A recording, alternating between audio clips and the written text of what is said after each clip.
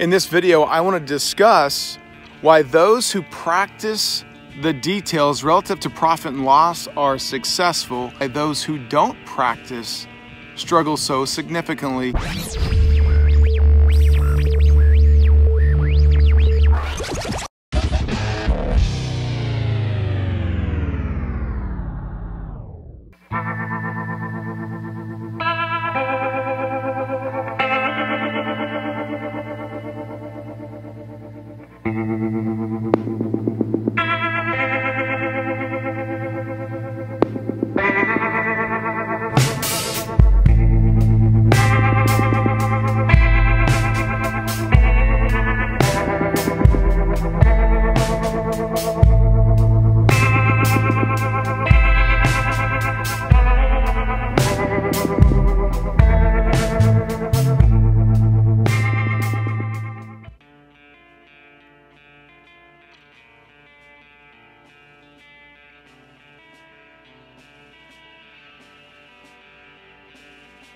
Thomas, thank you for the multi-part question. I'll try to answer this over a couple of different videos. In this video, I want to address the first part of your question, which was P&L. For those that don't know, P&L is just an acronym that's short for profit and loss. It's a snapshot of the balance sheet for your business. In other words, are you making money or are you losing money? A lot of guys tend to track things monthly. Some just wait till the end of the year to determine how they did. If you're waiting until the end of the year to determine whether or not you were profitable or not, I think that's a really poor way to manage any of your business. But you need to be tracking this at the worst case at a monthly snapshot. We sort of do ours a couple times a week to determine where we stand. If you're running a trucking company without knowing what your costs are, it is simply like shooting at a target with your eyes closed. But if you don't know what the cost of your truck is to move that truck 1 mile, there's no way that you can accurately predict what rate to charge your customers. Knowing what your costs are the cornerstone for any business, whether it's trucking or software, technology, it's irrelevant. You have to know what your true costs are. Carriers that don't track it, that don't know what their operating expenses are, they're the ones that tend to go out of business a lot sooner than the others, right? That's just sort of the nature of that business. To ensure that you are tracking your cost per mile correctly, you tend to need to account for a minimum of 2 things, at least 3. And I'm going to keep this at a super high level. I advocate that you track all of your fixed costs, all of your variable costs, and then you also throw a salary in there as well. Those 3 things are going to give you a really good snapshot. Divide that by the number of miles that you're driving, and you'll have a pretty good idea relative to your cost per mile. For those that want to argue and debate whether or not we factor time in there, of course we factor time in there, but we must first be able to get what our cost per mile is so that we can then factor the component of time. Fixed costs, right, those are those expenses that the company's going to incur whether your truck is moving or not. If that truck is sitting, you're still going to have your fixed costs, right? You need to understand that. Variable costs are going to be the ones that tend to change relative to how the company spends its money operating the trucks. Some of those costs are going to be things like repairs, maintenance, fuel, maybe there's meals, lodging, tolls, things of that nature that you'll have to put into those variable costs, and a lot more, right? I'm just sort of skimming over the very highest level for this topic of this video. The other thing that you need to understand is the more mileage that you put on your trucks, you're going to see your variable cost increase, right? You've got to be able to track this weekly or monthly to get a very current snapshot relative to your cost per mile information, okay? So once individuals start to do this really consistently, you will feel like you have a new opportunity to be successful in your business. I want to talk about practice makes perfect. I'm not a big advocate that practice makes perfect. I believe that practice makes habit. If you are practicing poor P&L type of tracking, if you're practicing poor business management, you're going to see those results. You absolutely will. I think the flip side is true. If you're doing a lot of the small things really well, you're going to achieve a high level of profitability. If you don't do that, it's the equivalent of coming out and trying to shoot at a target that is far, far outside of your range, outside of your skill set, outside of that of which you have practiced consistently. The cost of entry into the transportation industry is really significant. By the time you factor truck, trailer, insurance, fuel, license, plates, some other variables and costs, you're looking easily at $250,000. Most people can't afford to do that. Most go to companies, sign up for some version of a lease to own agreement. If you're going that route and you don't have the level of business experience to be able to manage your profit and loss, as well as a whole host of other things, knowing how to price your loads, your truck, you're just setting yourself up to fail. It would be the equivalent of trying to shoot a bow for the very first time. When people start by shooting at a target, be it a bow or a rifle, they start from close distances. For a bow, most people start around the 10-yard range. For a rifle, most people start at that 100-yard range. If I come back to, say, 120 yards to try to shoot a bow, that's the equivalent of about 1,200 yards away in shooting a rifle.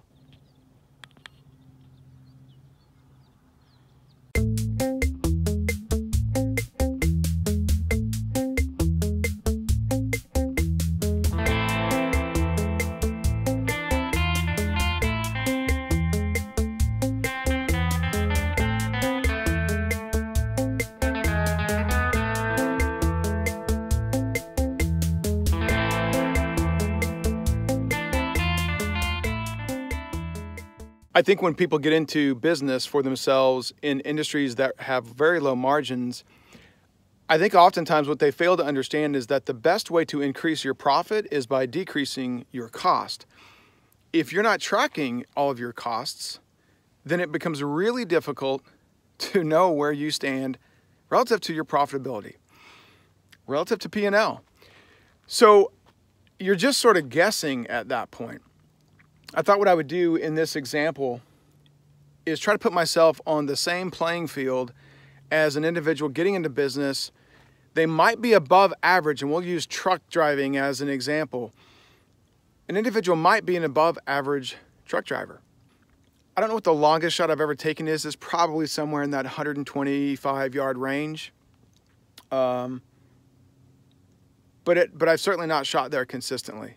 I'm standing at 200 yards, and I want to explain why what I'm about to do is going to be similar to what so many guys in transportation do.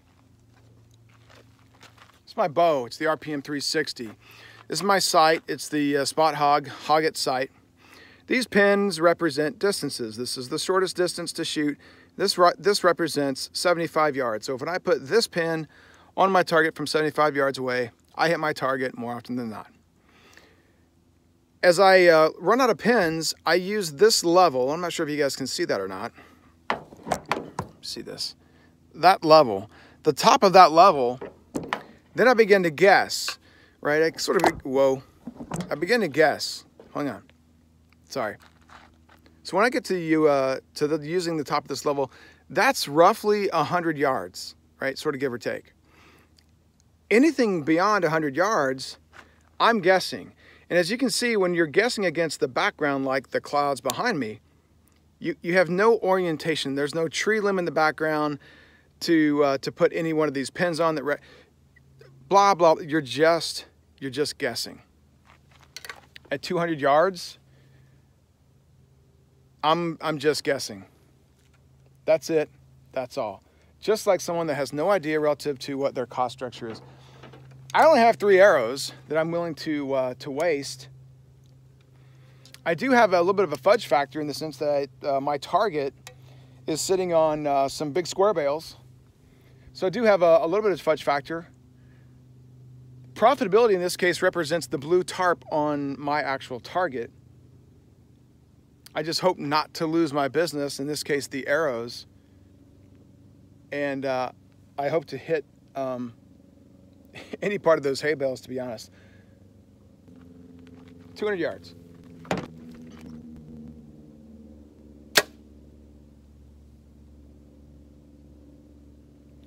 I think I may have heard that hit hay.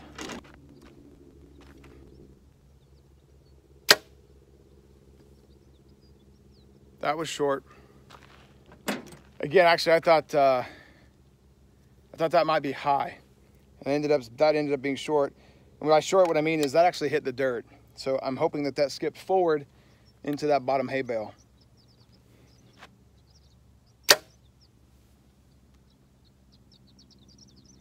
All right, I think that hit hay as well.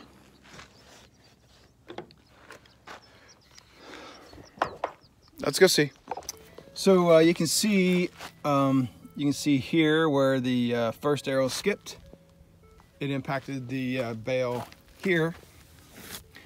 So we were somewhat online with the target at least. Here are the other two arrows.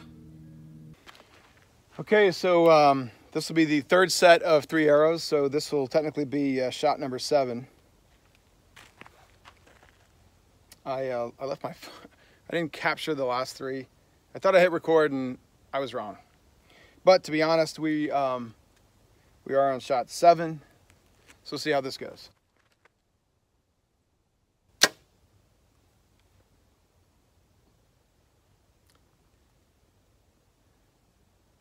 That was a green fletching. That was a green fletching arrow. That sounded like it either hit a solid part of the hay bale or potentially we might actually just hit the target there.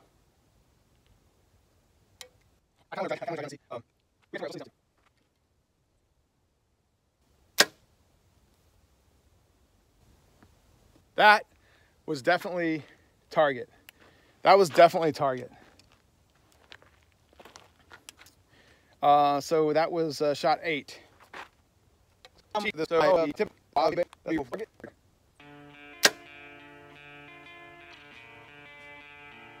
that was hay. That was definitely not target. Let's go down and see what we got.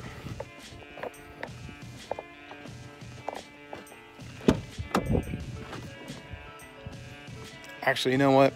Here's the thing. For those doubters, we're gonna hike it because as soon as I start my truck, for whatever reason,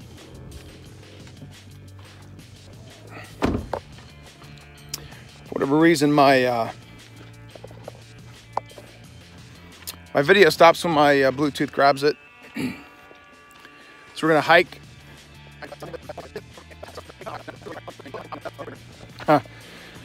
So literally we are, whatever this is, 15, 20 yards away on the unedited version, non-stop video roll.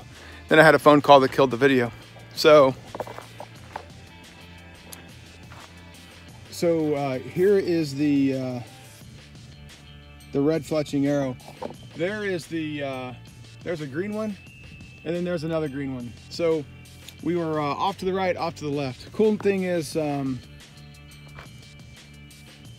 we got lucky. And honestly, that's all this is luck. 200 yards, no sight, simply guessing, trying to find some way. Honestly, I'm just trying to find some way to hit this ginormous target as the backstop. And if I get lucky, I catch blue tarp. Don't run your business that way. Not when you can gain the tools easily for your business to track your profitability, track your loss, if there is one, but most importantly, track your costs. At that point, you can begin to hone in and your misses won't be 5 foot left, 3 foot high, right? They'll be on target a lot more often. Hope this helps, guys. Guessing is tough.